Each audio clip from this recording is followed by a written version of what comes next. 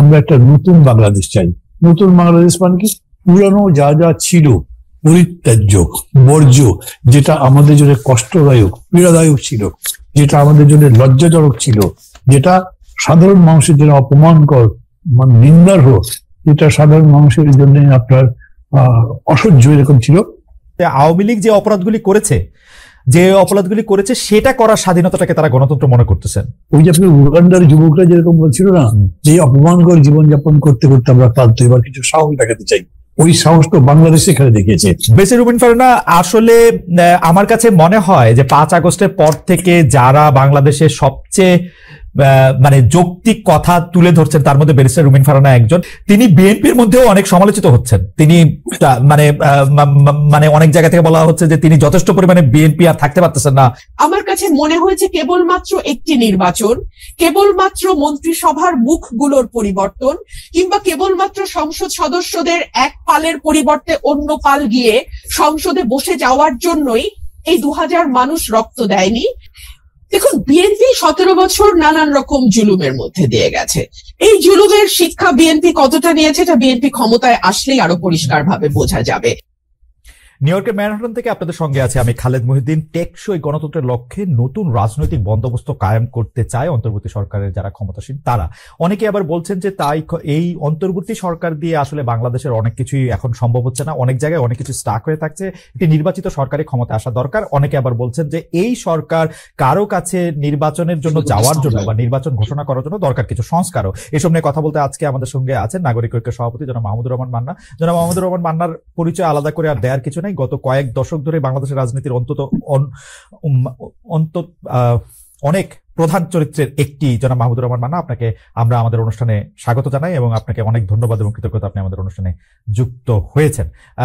আমাদের সাথে আরো থাকছেন বিএনপির আন্তর্জাতিক বিষয়ক সহ সম্পাদক রুমিন ফারহানা, ব্যারিস্টার রুমিন ফারহানা। আপনাকে আমাদের অনুষ্ঠানে স্বাগত জানাই এবং আপনি আমাদের সাথে থাকছেন এবং সময় দিয়েছেন সেজন্য আপনিও আমাদের কৃতজ্ঞতা জানবেন। আমি প্রথমেই জনাব মাহমুদুর রহমান মান্না আপনার কাছে যেতে চাই যে মান্না ভাই, আমি বরং আপনাকে উদ্ধৃত করে শুরু করি যে 9 ডিসেম্বর মানে আজকের যে প্রথম আলোটা, মানে আমরাও 9 ডিসেম্বরেই আছি এখন, সেখানে আমরা আপনার কে কোট করে আমরা দেখছি যে আপনি বলেন, কোট, আমাকে যদি জিজ্ঞেস করেন আমি সংস্কার দেখি না, সংস্কার মানে বুঝি বিষয় এবং বিষয় কিংবা বস্তুর গুণগত রূপান্তর কি হয়েছে। আমরা প্রশ্নটা করার ক্ষেত্রে যদি আপনাকে একটু পিছনে ফিরে নিয়ে যায়, আমরা যখন আরেকবার অন্তর্বর্তীকালীন সরকার দেখেছিলাম সেই 2007 সালের ক্ষেত্রে, সেই ক্ষেত্রেও আপনি গুণগত পরিবর্তন এবং দলের ভিতরে বাইরে রাজনীতির পরিবর্তনের কথা অনেক বলেছেন এবং সেইটাকে সংস্কার বলে সংস্কারপন্থী নাম দিয়ে সংস্কার উদ্যোগ ব্যর্থ হওয়ার পরে আপনার উপরে আসলে নানা ধরনের, মানে আমি কি বলবো যে এটা নানা ধরনের স্টিম রোলার যদি আমরা বলি বা নানা ধরনের অন্যায় বলি, অত্যাচার বলি, নির্যাতন বলি, সেগুলি আপনারা চলেছে। এখনো আপনি সংস্কার আপনি দেখতে পাচ্ছেন না, যে সংস্কার আপনি কাঙ্ক্ষা করছিলেন। এইটাকে আপনি আসলে কিভাবে দেখেন? মানে এই সংস্কারটা হচ্ছে না কেন, বা হলে আপনি আসলে কি দেখলে আপনি বুঝতে পারতেন, কি রূপান্তর দেখলে আপনি বুঝতে পারতেন যে এটা আসলে সংস্কার কিছুটা হচ্ছে বা পথে থাকছে? মান্না ভাই। Thank you very much. মানে অনেকগুলো বছরই তো হলো পরে আপনার সাথে, এবং আপনার অনুষ্ঠানটা একদম নতুন দেখা হলো, আপনার দর্শক শ্রোতাদেরকে আমি শুভেচ্ছা জানাচ্ছি। বিষয়টা হলো কি, ধরেন সংস্কার তো কিছু কিছু আছে না, আপনি চাই বা না চাই ন্যাচারাল প্রসেসে হতেই থাকে। আমরা আগে এরকম করে একটা অনুষ্ঠান করার কথা চিন্তাই করতে পারতাম না, এখন তো হচ্ছে। আগে এরকম কানেক্টিভিটির কোনো বিষয় ছিল না, মানে একটা আবিষ্কার পুরো সমাজের মনন অভ্যাস সব বদলে ফেললো, সেটা একটা বিরাট সংস্কার হলো ওই আবিষ্কারের কারণে। এরকম আরো কিছু কিছু ঘটনা হয়তো হয় যেগুলো মানে গুণগত ভাবে, আমি আবার বলি ওখানে যে শব্দটা বলেছি আমি এটা খুব মানে পছন্দ করি, ব্যবহার করি, সেটা হচ্ছে বস্তু বা বিষয়। বস্তু বলতে আপনি ম্যাটার বলতে যে কোনো জিনিস বলতে পারেন, বিষয় বলতে আমি সমাজ সহ যা আছে সেগুলো বোঝাতে চাইছি। সেরকম যদি পরিবর্তন হয় তো একটা আছে, যেমন ধরেন আগে বলা হতো, আমি নিজেও বিশ্বাস করতাম বিপ্লব মানে এটা উল্লম্ফনের মতো পরিবর্তন হয়ে গেল, যেগুলোকে সোভিয়েত বিপ্লব, চীনের বিপ্লবের ক্ষেত্রে বলা হতো। কিন্তু আজকাল বলতে ঠিক ভেরি রিসেন্ট, যেটা অনেকদিন ধরেই আমি যেহেতু ওই প্রক্রিয়াটাতে ওরকম করে বিশ্বাস করি না, আমি এরকম করে বলি যে একটা রেগুলার কন্টিনিউয়াস সংস্কারের মধ্যে দিয়েই সবকিছু পরিবর্তন হতে থাকে। মানে আমরা সেই যে বনে ছিলাম, কাঁচা মাংস খেতাম, ফলমূল খেয়ে থাকতাম, সেই মানুষ কোথায় আসছি, এবং এরকম করে ধরেন যে আমরা কিভাবে বাস করতাম, এখন আমাদের বসবাসের জীবন ধারণের স্টাইল কিরকম, কত উন্নত হয়েছে। সোসাইটিতে যখন আপনি দেখেন এবং সেই সোসাইটি মানে রাষ্ট্র হওয়ার পর থেকে যখন দেখেন, তখন এটারও একটা গুণগত রূপান্তরের প্রশ্ন আছে এবং সেটা হয়ে যাচ্ছে। কিন্তু আমি কথা বলছি যে ন্যাচারালি তো হচ্ছে। এই যে আপনি শব্দটা বললেন না, সামাজিক বন্দোবস্ত বা রাজনৈতিক বন্দোবস্ত, যদিও বর্তমান সময়ের জন্য আমরা বন্দোবস্ত শব্দটা আমাদের পক্ষ থেকেই চালু হয়েছে বেশি করে, কিন্তু ঠিক এটা বন্দোবস্তের মধ্যে যাচ্ছে না। দুটো পার্টি নেই, 3-4টা পার্টি নেই, ওরা একটা সোশ্যাল কন্ট্রাক্টের মতো হচ্ছে সেরকমটা। মানে কিরকম যে একটা কনস্টিটিউশনই বদলাম, তারপরে একটা সোশ্যাল কন্ট্রাক্টে আসলাম, এরকম করে বললে আমার কাছে বলতে খুব অ্যাপ্রোপ্রিয়েট বলা হয় না। মূল কথা হচ্ছে গুণগত রূপান্তর, আমি এরকম করেই বুঝি। যেমন ধরেন গত 15 বছরে দেশে গণতন্ত্র ধ্বংস হয়েছে, নির্বাচন ব্যবস্থা একদম র্যানস্যাক্ট, এটার কিছুই নেই, একদম সর্বশেষ যা যা হয়েছে এগুলো দেখে এখন আমাদের কাছে আকাঙ্ক্ষা কি, একটা গুণগত ভাবে ভালো গণতন্ত্র আসুক, ভালো নির্বাচন আসুক। এই যে ভালো নির্বাচনটা যদি আসে, তাহলে নিশ্চয়ই বলতে পারি যে বর্তমানে যা চলেছে বা গত 15 বছর ধরে যা চলেছিল সেটার একটা সংস্কার হয়েছে, সেটার উন্নত সংস্করণ আমরা দেখতে পাচ্ছি। সেই অর্থে যদি বলেন দেন নাথিং হ্যাজ হ্যাপেন্ড। এবং কথাটা কেন আসছে, যেহেতু 5 আগস্টকে কেন্দ্র করে দুই ধরনের কথা হচ্ছে। কেউ কেউ বলছে একটা বিপ্লব হয়েছে, বিপ্লব মানে তো আরো বড়। আমি বিপ্লব হয়েছে এরকম বলি না, কারণ যে গুণগত রূপান্তরের প্রশ্নটা আমি আনি, আমি বলি যে বিশাল একটা উত্থান হয়েছে, বিশাল একটা গণ অভ্যুত্থান বলেন সেরকম হয়েছে। সেই গণ অভ্যুত্থানের মধ্যে দিয়ে আকাঙ্ক্ষা যেটা তৈরি হচ্ছে সেটা কিন্তু একটা স্লোগান এসছে। আমার পার্টি আমি বলি যাবে এটা কল্যাণ রাষ্ট্র করতে চাই, কেউ হয়তো একটা ইসলামিক রাষ্ট্র বলে, কেউ যে যার যেরকম করে তার পলিটিক্যাল গোল টার্গেট বলে। কিন্তু এই আন্দোলন, এই স্লোগানের মধ্যে দিয়ে সবাইকে একাত্ম করে ফেললো, আমরা একটা নতুন বাংলাদেশ চাই। নতুন বাংলাদেশ মানে কি, পুরানো যা যা ছিল পরিত্যাজ্য বর্জ্য, যেটা আমাদের জন্য কষ্টদায়ক পীড়াদায়ক ছিল, যেটা আমাদের জন্য লজ্জাজনক ছিল, যেটা সাধারণ মানুষের জন্য অপমানকর মানে নিন্দার হোক, যেটা সাধারণ মানুষের জন্য আপনার অসহ্য এরকম ছিল, সব মধ্যে একটা স্বচ্ছ আরামপ্রদ বাসযোগ্য উন্নত রাষ্ট্র গড়ে তুলবো, দেশ গড়ে তুলবো। এটাই হচ্ছে আমরা এখন মানে সংস্কারের এই আধুনিক রূপটা বলবো। মানে একটা বিষয় কি একটু ছোট করে জানতে চাইতে পারি কিনা, সেটা হচ্ছে এরকম আপনি যেরকম একটি আদর্শ রাষ্ট্রের চাহিদার কথা বা কাঙ্ক্ষার কথা আপনি বলছেন, কিন্তু আমি তো আমার বিবেচনায় দেখতেছি যে কেউ কেউ মনে করছেন যে তারা আসলে গণতন্ত্র বা যেরকম চান বা নতুন বাংলাদেশ চান যেরকম, সেটা হচ্ছে যে আওয়ামী লীগ যে অপরাধগুলি করেছে সেটা করার স্বাধীনতাটাকে তারা গণতন্ত্র মনে করতেছেন, তারা নিজেরা করার ব্যাপারে, মানে এটা আওয়ামী লীগের করতে দেবো না, আমি করবো। এইটা তো ধরেন আপনি প্রশ্ন যদি আমাকে করেন, এটার কি কোনো উত্তর আছে? আওয়ামী লীগ যা যা করেছে সেইটা করার স্বাধীনতার নাম, মানে স্বাধীনতা, ওই স্বাধীনতা মানে কি কোনো গণতন্ত্র নির্বাচন সংস্কারটা কি, those are all bad things. এক কথায় যা যা ছিল বাজে জিনিস, সেই জিনিসটা না কোনোভাবেই সংস্কারে কিংবা নতুন বাংলাদেশ গড়ে তোলার মধ্যে ওই আকাঙ্ক্ষা ছিল না। আর একটা জিনিস আমি আপনাকে বলি, কিছু আছে না হলে উচ্চারিত হতে হবে এরকম কোনো কথা নেই। এই যে ছাত্র জনতা যেরকম করে জীবন দিল, এটার মধ্যে একটা মাহাত্ম্য আছে না। শেখ হাসিনা ডেকে ডেকে বলছে চালাও গুলি, যত লোক বলে বলুক আমার ক্ষমতা চাই, আর তারা জবাব দিচ্ছে আমরা তো মারছি, কিন্তু একটা মরে 4টা দাঁড়িয়ে যায়। এরকম তো আমরা আগে দেখি নাই। এবং খালেদ ইনফ্যাক্ট বাংলাদেশে তাই হয়েছে। ওই যে আপনি উগান্ডার যুবকরা যেরকম বলছিল না, যে অপমানকর জীবনযাপন করতে করতে আমরা ক্লান্ত, এবার কিছু সাহস দেখাতে চাই, ওই সাহস তো বাংলাদেশে এখানে দেখিয়েছে। রাজনৈতিক দলগুলো যে সাহস দেখাতে পারি নাই, বিএনপি সহ আমরা সবাই মিলে কি বিশাল বিশাল সমাবেশ ইত্যাদি, কিন্তু চোখে চোখ রেখে লড়াই করবার সাহস, প্রয়োজনে জীবন দেবার সাহস, জীবন দিয়ে আমরা জীবন নেব, জীবন কিনবো, জীবন প্রতিষ্ঠা করবো, এইরকম কেউ করতে পারে। ওরা যখন করেছে তার মানে এটার মধ্যে বিরাট একটা মাহাত্ম্য আছে। এটা আপনি যদি বুঝতে না পারেন তাহলে আপনি এই অভ্যুত্থানের মাহাত্ম্য বা তাৎপর্যই বুঝলেন না। মানে ভাই আপনাকে ধন্যবাদ। আমি আপনার এই জায়গা থেকে একটু বেশি রুমেন ফারহানার কাছে যাই, মানে ওটা আমার না বোঝা না, মানে অনেকে যে এইটার এরকম করতেছেন সেইটার জায়গা থেকে আমি একটু বলি। বেশি রুমেন ফারহানা, আসলে আমার কাছে মনে হয় যে 5 আগস্টের পর থেকে যারা বাংলাদেশের সবচেয়ে মানে যৌক্তিক কথা তুলে ধরছেন, তার মধ্যে ব্যারিস্টার রুমিন ফারহানা একজন। 5 আগস্টের আগে তো বটে, কিন্তু 5 আগস্টের পরে অনেক বেশি যৌক্তিক জায়গা থেকে এটা বলছেন, এবং এর জন্য আমি দেখতে পাচ্ছি যে তিনি বিএনপির মধ্যেও অনেক সমালোচিত হচ্ছেন। তিনি মানে অনেক জায়গা থেকে বলা হচ্ছে যে তিনি যথেষ্ট পরিমাণে বিএনপি আর থাকতে পারতেছেন না, অন্যদিকে চলে যাচ্ছেন। ব্যারিস্টার ফারহানা, এটা নিয়ে আপনি একটু আমাদেরকে একটু বলবেন। আর মান্না ভাই যেটা বললেন যে আসলে তো বড় বড় রাজনৈতিক দলরা, মানে এটা তো আসলে বিএনপি নামে আসে, যেটা করে দেখাতে পারে নাই, ওরা মৃত্যু দিয়ে রক্ত দিয়ে এটা করে দেখিয়েছে। এখন যে আমরা অনেকে এসে বলছি যে এটার ভাগও আমাদের চাই, আমাদের এটা করতে হবে সেটা করতে হবে, সেইটাও বা আপনি কিভাবে দেখেন? সংস্কারটা আপনার কাছে আসলে কি, কোনটা দেখলে আপনি বুঝবেন? মান্না ভাই খুব চমৎকার তার জায়গা থেকে বলেছেন যে কি হলে তিনি এটি বুঝবেন যে এদিকে আগাচ্ছে। আপনার কাছে আমরা একটু শুনতে চাই। আপনাকে অসংখ্য অসংখ্য ধন্যবাদ খালেদ ভাই। আমি মনে করি যে 5ই অগস্ট এবং এর আগের 1 মাস পুরো দেশ, জাতি, রাষ্ট্র, সমাজ একটা বড় ধাক্কার মধ্যে দিয়ে গেছে। এমন একটা অভ্যুত্থান যেটা হয়তো আর ঠিক অভ্যুত্থানটি হবার 1 সপ্তাহ আগেও কেউ চিন্তা করতে পারে নাই, এবং মোটামুটি সকল রাজনৈতিক দল সহ দেশের মানুষও এক প্রকার মেনে নিয়েছিল যে 2028 সাল পর্যন্ত অ্যাটলিস্ট চোখ বন্ধ করে আওয়ামী লীগ থাকবে, এবং তারপরেও আরো 5 বছর থেকে সেটা সেই 41 পর্যন্ত গড়াবে কিনা সেটা নিয়ে নানান তর্ক বিতর্ক বা কিছু কথাবার্তা হয়তো সমাজে বা রাজনীতির মাঠে চালু ছিল, কিন্তু অ্যাটলিস্ট 28 পর্যন্ত মোটা দাগে সকলেই হাসিনাকে মেনে নিয়েছিল। কিন্তু এর মধ্যে যে হঠাৎ করে এমন একটি ধাক্কা আসবে, সেটা আজকে বুকে হাত দিয়ে সকলে যদি যার যার কাছে নিজের সৎ থেকে আয়নার সামনে দাঁড়িয়ে নিজেকে প্রশ্ন করে, আমার মনে হয় তারা তাদের উত্তরটি পেয়ে যাবে।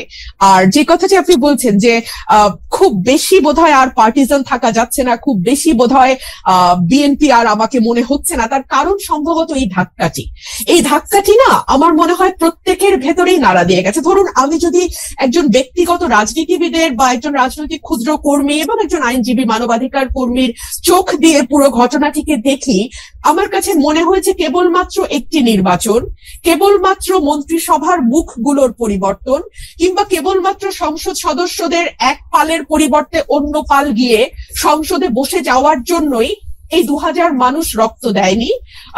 আবু সাইদ একেবারে নির্ভীক চিত্তে একটা গুলি, তারপরে আরেকটা গুলি, এবং ধীরে ধীরে তার মাটিতে বসে পড়া, এই বিষয়গুলো আসলে না এক পাল মানুষের বদলে আরেকটা পাল মানুষের বসে যাবার জন্য হয়নি। এবং আমার কাছে মনে হয়েছে যে আমার চিন্তার জগতে যে বিরাট একটি ধাক্কা লেগেছে, এই ধাক্কাটি আসলে সকলেরই কম বেশি লেগেছে, কিন্তু এটার স্থায়িত্ব বা এটার ইম্প্যাক্ট এক একজনের জীবনে এক এক রকম হবে। ধরুন, আমার কাছে মনে হয়েছে যে একটি সুষ্ঠু নির্বাচন, বাংলাদেশে যদি একটি সুষ্ঠু নির্বাচনের ধারাবাহিকতা থাকতো তাহলে কি হতো? তাহলে 2014 সালে হাইলি লাইকলি বিএনপি সরকার গঠন করতো এবং শেখ হাসিনা এবং আওয়ামী লীগ বিরোধী দলে বসতো। 18-তে গিয়ে হয়তো আবার তারা ক্ষমতায় যেত, 24-এ হয়তো আবার অন্য আরেকটি দল বিএনপি হয়তো ক্ষমতায় আসতো। এভাবে একটা পালা বদলের মধ্যে দিয়ে যেত, এবং পালা বদলের মধ্যে দিয়ে এখানে যে বিষয়টি হতো খালেদ, আমার কাছে মনে হয় রাষ্ট্রের যে প্রতিষ্ঠানগুলো যেগুলোকে দুমড়ে মুচড়ে ভেঙে ফেলা হয়েছে 15 বছরে, সেই প্রতিষ্ঠানগুলোকে এভাবে হয়তো ভেঙে ফেলা যেত না। আজকে যেভাবে আমরা দেখতে পাচ্ছি মসজিদের খতিব থেকে শুরু করে একেবারে পাড়ার স্কুলের হেডমাস্টার পর্যন্ত পালিয়ে যে প্রাণ বাঁচাচ্ছেন, কারণ সোশ্যাল টেক্সচারটা পুরোপুরি নষ্ট হয়ে গিয়ে একেবারে প্রান্তিক লেভেল পর্যন্ত সকলকেই এক দলের সদস্য হয়ে যেতে হচ্ছে। এই অবস্থাতে বাংলাদেশ চেতনা, একটা পাওয়ারের একটা ব্যালেন্স থাকে, ভার্টিক্যাল এন্ড হরাইজন্টাল। ভার্টিক্যালটা হয় রাষ্ট্র, হরাইজন্টালটা হয় সমাজ, কিন্তু আমাদের এই সমাজের টেক্সচারটাকে, সমাজের বুননটাকে খুবই সিস্টেম্যাটিক্যালি হত্যা করা হয়েছে, এবং হত্যা করা হয়েছে খুবই একটা পারপাসফুলি, একটা মানে লক্ষ্যকে সামনে রেখে। লক্ষ্যটা হচ্ছে আমাকে যে কোনো মূল্যে ক্ষমতায় থাকতে হবে। সুতরাং এইরকম ভুল যদি পরবর্তীতে কোনো রাজনৈতিক গোষ্ঠী এই ভুলটি করবার ন্যূনতম চেষ্টা করে, এই দেশের মানুষ কিন্তু মরতে শিখেছে, এবং ওরা কিন্তু একটা ভীতির মধ্যে ছিল। হ্যাঁ, 15 বছর লিখতে ভয় পায়, বলতে ভয় পায়, নিজেকে এক্সপ্রেস করতে ভয় পায়, ইচ্ছা করে একটা পালের মধ্যে লুকিয়ে থাকে। সেই জায়গা থেকে আপনি যেই অবস্থাটা বর্ণনা দিলেন, আপনার মনে কি এই সংখ্যাটা রয়ে গেছে? যেহেতু আপনি শুরু করেছিলেন যে এক পাল মানুষ থেকে আরেক পাল মানুষ, আপনার মধ্যে কি এই সংখ্যা রয়ে গেছে যে বিএনপি আসলেও তাদের ইয়াটা একটা লম্বা হবে এবং প্রায় একই ধরনের জায়গা হবে, যেইটা মানে যেই আশঙ্কা মান্না ভাইয়েরও আছে, সেই আশঙ্কা কি আপনারও আছে যদি আসলে এই গুণগত পরিবর্তনটা না হয়? দেখুন, বিএনপি 17 বছর নানান রকম জুলুমের মধ্যে দিয়ে গেছে। এই জুলুমের শিক্ষা বিএনপি কতটা নিয়েছে এটা বিএনপি ক্ষমতায় আসলেই আরো পরিষ্কার ভাবে বোঝা যাবে। তবে বিভিন্ন জায়গায় আমরা যেই মেসেজগুলো পাই সেই মেসেজগুলো খুব সুখকর নয়, এবং এটা যে সুখকর নয় এটা তো বিএনপির চেয়ারম্যান নিজেই স্বীকার করছেন, তাই না? তো তাহলে অথচ উনি কিন্তু বারবার ওনার নেতা কর্মীদের সতর্ক করছেন। এখানে দুটো তিনটা বিষয় হতে পারে, যে এক হচ্ছে যে ওনার বক্তব্য কি ওনার দলের তৃণমূলে যারা এই ধরনের কর্মকাণ্ডের সঙ্গে যুক্ত হচ্ছেন, মধ্যম পর্যায়ের যারা যুক্ত হচ্ছে। একটা সেকেন্ড বেশি ফারানা, আপনি যখন এই কথা বলছেন, আমাদের একজন দর্শক এই মন্তব্য পাঠিয়েছে যে ফেসিস্ট আমলে রুমিন ফারানার প্রতিবাদী ভয়েস আমাদের সকলকে প্রেরণা যোগাতো, এখন কিছু কিছু এলাকায় বিএনপির অপকর্মের বিরুদ্ধে আমরা কি সেই একই কণ্ঠ শুনতে পাবো কিনা? ইন্টারেস্টিং, আমি ঠিক এই কথাটাই বলছিলাম, তাই না? হ্যাঁ, তো এই ওনার এই কথাটা কি lower level, lower tier, mid tier and high tier খুব বেশি গুরুত্ব দিচ্ছে না? গুরুত্ব না দিলে কেন দিচ্ছে না? কারণ তারা কি মনে করছে যে কোনো ব্যবস্থা নেওয়া হবে না? কিন্তু আমরা তো বেশ কয়েকটি জায়গায় ব্যবস্থা নিতেও দেখলাম, তাই না? যদিও পরবর্তীতে আমরা দেখেছি যে অনেককেই আবার স্থগিত পদ আবার ফিরে এসছে, কিংবা বিরাট অভিষেকও হয়েছে দলে। তো এগুলো কি আসলে একটা বার্তা পৌঁছায় যে আসলে খুব বেশি কিছু হবে না, এই প্রথম একটু ব্যবস্থা হবে, পরে আবার যেই থোর বড়ি খাড়া বলি থোর। তো এই কথাগুলো বলবার একজন রাজনৈতিক কর্মী হিসেবে আমার বাংলাদেশে বসে একটু কিছু টোল আছে ডেফিনেটলি, তাই না? সো ফর এক্সাম্পল সেই টোলটা কি হতে পারে? আমি নিজেও নিজের সাথে হিসাব করেছি। সেই টোলটা হতে পারে যে হয়তো আমাকে নমিনেশন দেওয়া হবে না, মন্ত্রিত্বের হয়তো প্রশ্ন থাকবে না। কিন্তু দেখুন, একটা রাষ্ট্র গঠন করতে এই ছোট ছোট জিনিসগুলোতে ছাড় দেয়া, আমার এমপি না হওয়া, কিংবা আমার মতন আর 10 জন যদি কারো সাহস, আমি জানি না 15 বছর আমি সাহস দেখি নাই, আগামী 10 বছর আমি সাহস দেখবো কিনা খালেদা, ভেরি সরি। আমি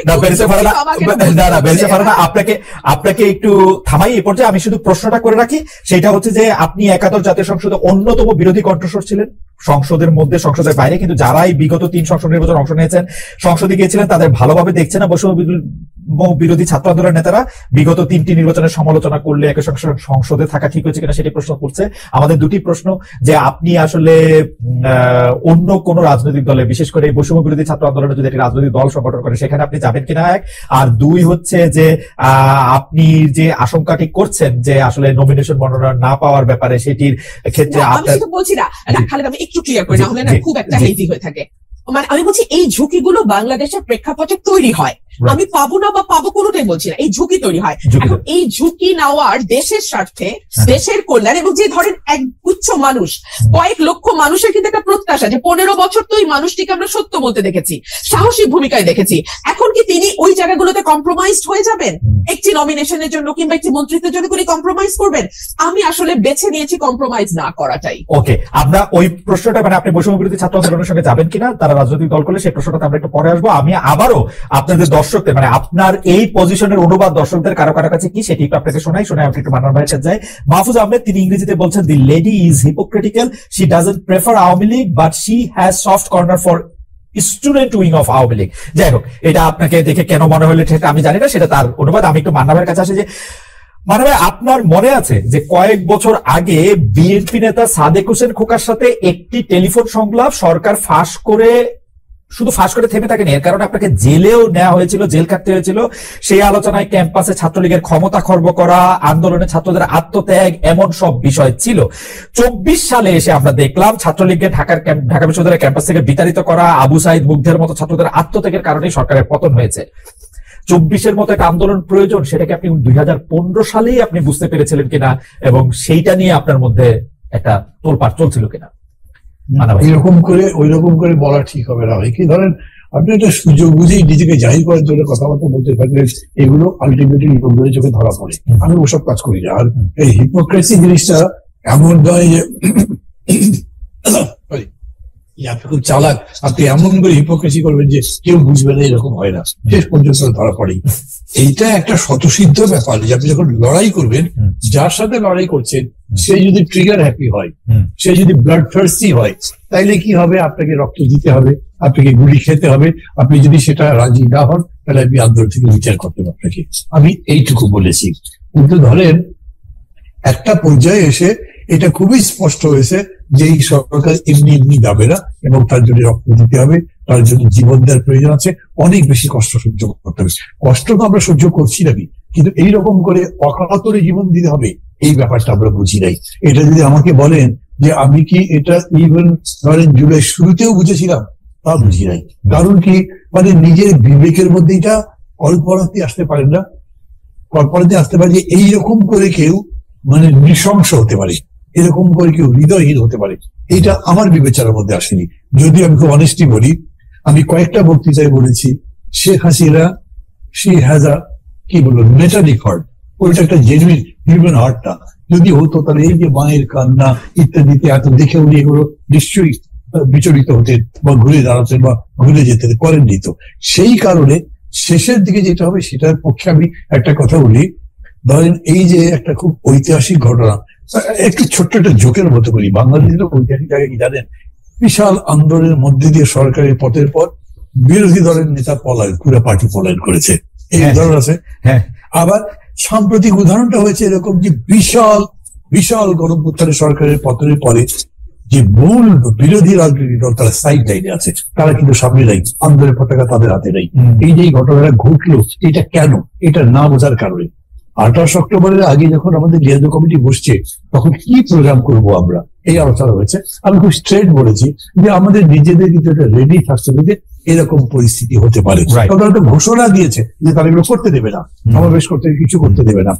তখন মানে আমি ঠিক নাম বলে ওকে ইমপ্লিকেট করতে চাচ্ছি না, কিন্তু তারপর বিএনপির পক্ষ থেকে বলা হয়েছে ভাই কত লোক মারা যাবে, কি করবেন আপনি, জীবন যদি যাই তো যাবে। আপনার যদি মনে থাকে যে তাহলে আমি আপনাকে বলি যে আপনি আমার যে অ্যাসেটের কথাটা বললেন না খোকাবের সঙ্গে, ওটা নিয়ে দেখতে পারেন। উনি জিজ্ঞেস করেছেন ওই যে আমি যখন বলছি ইউনিভার্সিটি থেকে এটা করতে বেরোচ্ছি, তাহলে তো ওখানে রক্ত ঝরবে, গুলি হবে, লাশ পড়বে, তো মানুষ না লাশ না রক্ত ঝরবে, মানুষ পড়বে। তো আমি বলেছি যে আপনার কিছু করার নেই, আপনাকে করতে হবে, আমি তো পারছি না, তারা যদি পারে আবার তার বিরুদ্ধে দাঁড়াতে হবে। ঠিক এই কথা আমি বলছি যে আলটিমেটলি এইটা বোঝা গেছে আপনাকে চ্যালেঞ্জটা নিতে হবে, আপনাকে পাঞ্জা লড়তে হবে, বলতে হবে আইদার ইউ অর বি। এখানে আর মাঝামাঝি কোনো জায়গা নেই। মানে আপনার জন্য প্রশ্ন হচ্ছে যে আমার প্রশ্নটা আমি একটু পরে করি, আপনি যদি চট করে। আপনার জন্য প্রশ্ন হচ্ছে যে আপনি জানেন যে হাইকোর্টের একটা অর্ডারে বলা হয়েছে যে জয় বাংলা বলার এখন আর কোনো বাধ্যবাধকতা নাই, যেটা সরকার বাধ্য করেছিল যে জয় বাংলাই হচ্ছে একটা স্লোগান। হাইকোর্ট অর্ডারটা আমি যেরকম বুঝেছি যে এটা বাধ্যবাধকতা নেই, যার ইচ্ছা সে দিবে, যার ইচ্ছা সে দিবে না, ব্যাপারটা এরকমই মনে হচ্ছে। আপনি এটাকে কিভাবে দেখেন যে এটা নিয়ে আসলে লোকজন আপনাকে প্রশ্ন করছেন? মানে প্রথম কথা হচ্ছে ধরেন না কেউ আমাকে প্রশ্ন করে দেশে ওই জয় বাংলা আমাদের এখানে যখন তারা যুক্ত হচ্ছে তারা প্রশ্ন করছে। হ্যাঁ, তো আমি বলছি যে ধরেন এইসব কথার বা এগুলো অর্ডারের বা রায়ের লিগাল ইমপ্লিকেশন একটু তাদের বলতে চাই না, বিকজ আমি ওটা বুঝি কম। কিন্তু আমি অলওয়েজ এই ধরনের অর্ডার পলিটিক্যাল মিনিংটা বুঝতে চাই। পলিটিক্যাল মিনিং যদি বলেন তাহলে কোনো সময়ের জন্যই কোনো স্লোগান আমার জন্য বাধ্যবাধকতা হতে পারে না। ওকে, এখন ধরেন জাতি রাজি হলো, তারপরে কোর্ট আইদের সবাই মেনে নিল, আমার কাছে সেই স্লোগানটা পছন্দ না হতে পারে, আপনি তো বলবো জোর করছে আপনি দিতে পারেন না। ডেমোক্রেসি এরকম নয়, it is just the rule of majority, তার ওপিনিয়ন যাতে বলে তার ভিত্তিতে হয়। It is also right for the minority to express, যে তারা যাতে তাদের কথা বলতে পারে, তারা বলবে আমি ঠিক মনে করছি না। ওকে, ফেয়ার এনাফ। আমি আপনাকে যে প্রশ্নটি করতে চেয়েছিলাম যে আপনি বলেছেন যে মানে বাংলাদেশে অনেক ফানি জিনিস হয়েছে, যে বিরোধী দলের নেতাকে আসলে আত্মগোপন করতে হয়েছে গণ অভ্যুত্থানের মুখে, যেটা মানে যেটা আসলেই ফানি, মানে যতবার আমার মনে হয় ততবারই আমার কাছে হাসি পায়। আপনি বলেছেন যে এত বড় একটা আন্দোলনের পরে প্রধান বিরোধী দলের হাতেই আসলে আন্দোলনের পতাকা নাই, সেটাও একটা মনে রাখার মতো বিষয়। কিন্তু আমার কাছে যেটা হচ্ছে খুব মনে হয় যে শেখ হাসিনা যিনি কারো কথা চিন্তা না করে কাউকে কোনো কিছু না জানিয়ে চলে গেলেন, পালিয়ে গেলেন, এখন আবার তিনি বলছেন তাকে আসলে পালাতে বাধ্য করা হয়েছিল, এবং তিনি বক্তৃতা দিচ্ছেন, সেই বক্তৃতা নিয়ে তার নেতা কর্মীরা আবার মানে এটা নিয়ে উৎফুল্ল হচ্ছেন। এই ব্যাপারটাকে আপনি আসলে রাজনৈতিকভাবে কিভাবে বিশ্লেষণ করেন? মানে আমি আওয়ামী লীগ করলে তো আমি মানে তার উপরে এতই রাগ করে থাকতাম বা এতই আমি মনে কষ্ট পাইতাম, এইটা এরকম কেন? মানে এটা আমি একটু মানবে আপনার কাছে একটু, আমি একটু বেরেসা ফারানা থেকে আসি একটু, আপনি এটা একটু মানে আপনি আগে প্রশ্নটা করে রাখলাম যে বেরেসা ফারানা, আমি আসলে প্রশ্ন করেছিলাম যে বৈষম্য বিরোধী ছাত্র আন্দোলনের মধ্যে আপনি আসলে যুক্ত হবেন কিনা, এটা হবেন কিনা। জয় বাংলা নিয়ে আসলে আপনার মতামত আমরা একটু শুনে নিতে চাই, যেহেতু প্রশ্নটা উঠেছেই, আপনি একটু বলবেন যে হাইকোর্ট বলেছে যে এটা না। আমি আসলে কোন দলে যাওয়ার কথা কল্পনাও করছি না, এটা আমার কোনো চিন্তার মধ্যেও নাই। আর দ্বিতীয় যে প্রশ্নটি জয় বাংলা স্লোগান, দেখুন পুরাটাই তো পলিটিসাইজ হওয়া, যে আপনি না আলাদা আলাদা ভাবে কোনো প্রতিষ্ঠানকে রক্ষা করতে পারবেন না। আপনি যখন সকল কিছুকে একত্র করবেন একটি বিশেষ লক্ষ্যে, তখন আপনি পিসমিল বেসিস আছে জুডিশিয়ারিটা ঠিক রাখি, কিংবা আচ্ছা থাক আমি প্রশাসনটাকে ঠিক রাখি, ইট ইজ ইম্পসিবল খালেদ ভাই। সেই কারণেই যেটা হয়েছে, জুডিশিয়ারির প্রতিটি নিয়োগ প্রতিটি পদোন্নতি, অ্যাপেলেট ডিভিশনে যাওয়া, অ্যাপেলেট ডিভিশন থেকে কে চিফ জাস্টিস হবেন সেটা নির্ণয় করা, এই সকল কিছুই আসলে রাজনৈতিক সিদ্ধান্তে হয়েছে। এবং আপনি চিন্তা করে দেখেন, এই যে আবারও সেই ইতিহাস টানতে হয়, স্বাধীনতার 54 বছর খালেদ ভাই, হ্যাঁ, আমাদের কিন্তু আকাশের যত তারা আইনের তত ধারা, তাই না? অথচ একটা বিচারক নিয়োগ আইন আমরা কেউ করলাম না। কেন করলাম না? কারণ আমরা না আসলে আমাদের খাস বল্টু পিল্টু লালটুকে বিচারক হিসেবে দেখতে চাই। এবং আমি চাই যে যখন আমি ক্ষমতায় আসব তখন আমার যা যা মামলা যেভাবে হলে আমার সুবিধা হয়, রায়গুলো শেষে ভাবে হবে। হ্যাঁ, হাসিনা একেবারে নগ্ন ভাবে করেছে বলে না, আমাদের কাছে একেবারে চোখে মনে হয় যেন খুব বেশি আমাদের চোখে লেগেছে। ফারহানা, আপনি যতবার এই কথা বলেছেন ততবারই আপনাকে এই কথা শুনতে হয়েছে না যে বিএনপি কি তার আগের আমলে করে নাই? আপনি যাদের লালটু পল্টু ঝন্টু মন্টুর কথা বলেছেন, যতবার বলেছেন ততবার তো আপনাকে একই প্রশ্ন বলতে হয়েছে যে বিএনপি কে এটা করে নাই কিনা। নিশ্চয়ই শুনতে হয়েছে, এবং সে কারণেই কিন্তু আমি এই পরের লাইনটা যুক্ত করলাম যে হাসিনা যত নগ্ন ভাবে করেছে, কারণ সে সময় পেয়েছে বেশি, তাকে ক্ষমতায় থাকতে হয়েছে ভোট ছাড়া, তার কাছে পাওয়ার হারানো মানে জীবন হারানোর মতো। সুতরাং তার কাছে যেটা মানে তাকে যেভাবে সকল কিছু ভীষণ ভাবে ব্যবহার করতে হয়েছে, অন্য গভর্নমেন্টকে ততটা সুযোগও তারা পায় নাই এবং ততটা তাদের ব্যবহারও করতে হয় না। সেই জায়গাটাতে কিছুটা ডিফারেন্স আছে, মাত্রাগত পার্থক্য, let's put it in this way, মাত্রাগত পার্থক্য। হ্যাঁ, সে কারণে আমরা দেখছি যে বাংলাদেশে জাতীয় স্লোগান কি হবে এটাও হাইকোর্ট নির্ধারণ করে। একটা পলিটিক্যাল কোয়েশ্চেন, বাংলাদেশের নির্বাচন কিভাবে হবে, for God sake it's a political question Khaled ভাই, তাই না? মানে আপনি যেই দলই করেন, যেই মতই করেন, কিংবা আপনি যাই হন না কেন, আপনি যদি সুস্থ মানুষ হন, আপনি যা বুঝবেন যে এটা পলিটিক্যাল কোয়েশ্চেন। কিন্তু এইটাও আমরা না হাইকোর্ট বা অ্যাপেলেট ডিভিশন থেকে এটা করাই নিব। আবার ধরেন আমাদের সংবিধানকে আমরা মোটা দাগে একটা পারিবারিক বইয়ের মতো করে ফেলবো, আমরা যা যা চাই তার সবই সংবিধানে থাকবে, এবং এমন সব অদ্ভুত প্রপোজিশন আমরা সংবিধানে দেব যে আমরা সামনে ভবিষ্যতে যত সংসদ আসবে সেই সবগুলো সংসদকে আমরা বেঁধে ফেলার চেষ্টা করব। মানে তারা কি কি আইন করতে পারবে, কি কি পারবে না, সংবিধানের কোন কোন অংশ তারা 2/3 মেজরিটি দিয়েও চেঞ্জ করতে পারবে না, এরকম অংশ আমরা সংবিধানে বলে বা সেটা লিখে দেবো যেটা অপরিবর্তনীয়, which itself is unconstitutional, okay, which itself is unconstitutional. So এগুলোর মধ্যে দিয়ে তো বাংলাদেশ গেছে।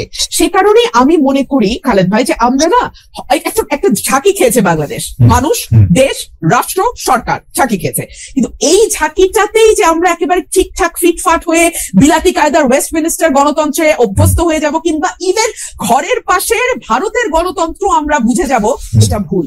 আমাদেরকে আরো অনেক দূর যেতে হবে খালেদ ভাই, অ্যাটলিস্ট ভারতের পর্যায়ের একটা গণতন্ত্র এবং প্রাতিষ্ঠানিকীকরণের দিকে যেতে আমাদের আরো 50-100 বছর সময় লাগবে। এবং সে কারণে আমি আমার আগের সেগমেন্টের কথা ধরে আমি একটু সূত্র ধরে বলি যে আমাদের মতন মানে ধরেন অ্যাজ অন টুডে আমার যে ভূমিকা, হ্যাঁ, এটার জন্য আমাদের মতন মানুষদেরকে কিছুটা প্রাইস পে করতে হবে। পে করতে করতে করতে করতে এক সময় গিয়ে, সেটা আজ থেকে মেবি 70 বছর 80 বছর পরে, হয়তো দলগুলোর ভেতরে সেরকম ডেমোক্রেসির চর্চা আসবে, হয়তো রাষ্ট্রের ভেতর সেরকম ডেমোক্রেটিক ভয়েস আমরা পাবো যেটা একটা স্মুথ ডেমোক্রেসিকে সাপোর্ট করে।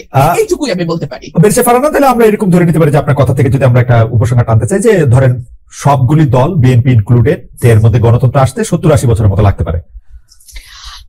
দেখুন, আমি it's just a speculation, it could be 50 years. আচ্ছা ঠিক আছে, আমি আচ্ছা ঠিক আছে, it all depends on the will of the people. আমার দেশের মানুষ আসলে কি চায়। ওকে, রাইট। হ্যাঁ, আমার দেশের মানুষকে সচেতন করার দায়িত্ব আমাদের, কতটুকু সচেতন কত সময় নিয়ে হবে এটা তাদের উপর। আমার বেশি ফারানা, আমি একটু আসি আপনার কাছে, আমি মানবেরকে যেতে চাই। মানবে, আমি আপনাকে প্রশ্ন করেছিলাম যে এটা তো এরকম হওয়ার কথা যে নেত্রী আসলে, আপনি আপনার এই প্রশ্নের জবাবটা দেওয়ার আগে একটু অধিকার চর্চা করতে পারিনি কি আমি যে প্রশ্নটা আপনি ফারানা করেছেন।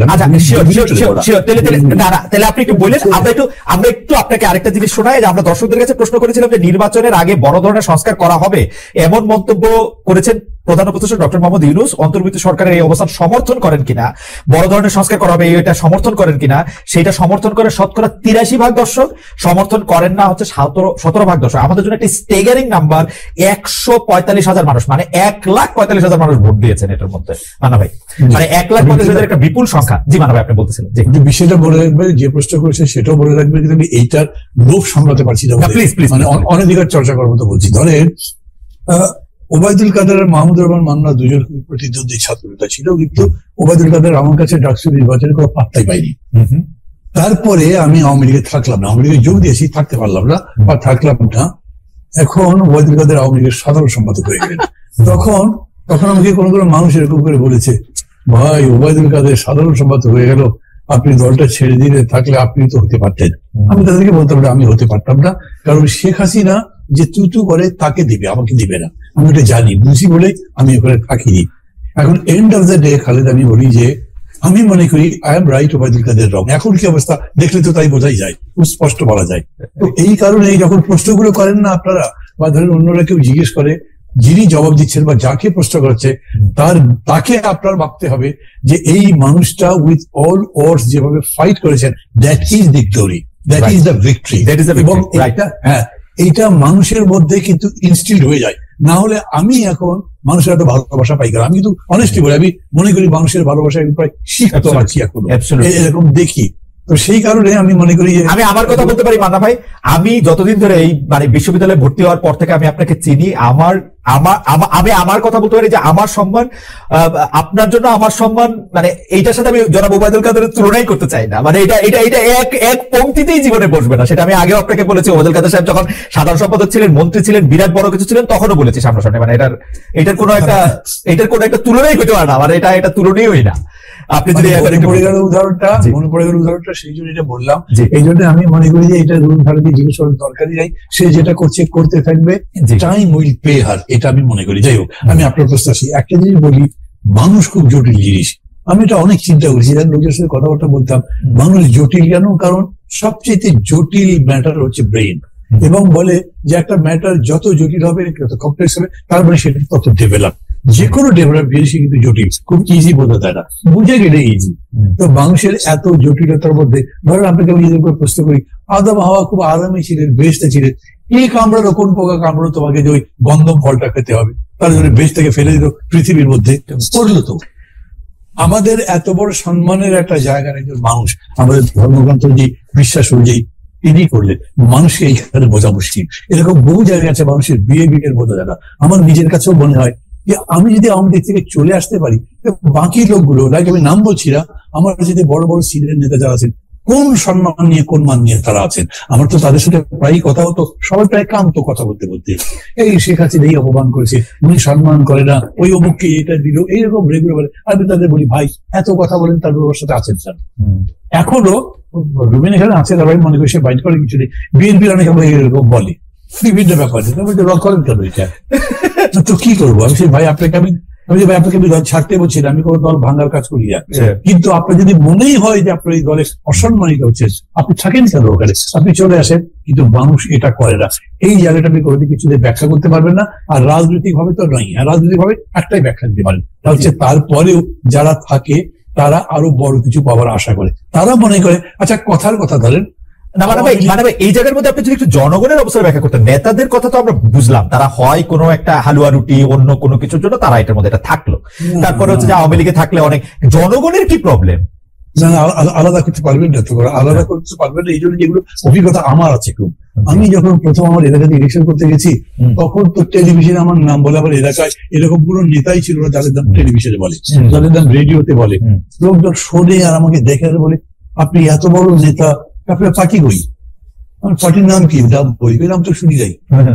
ঠিক দেখেন, মানুষ আমাকে প্রশ্ন করেছে, আপনাকে যদি আমরা ভোট দিয়ে আপনি যদি জেতেন, আপনি তো সরকার করতে পারবেন না, তাহলে আপনি আবার কাজ করবেন কেমনি?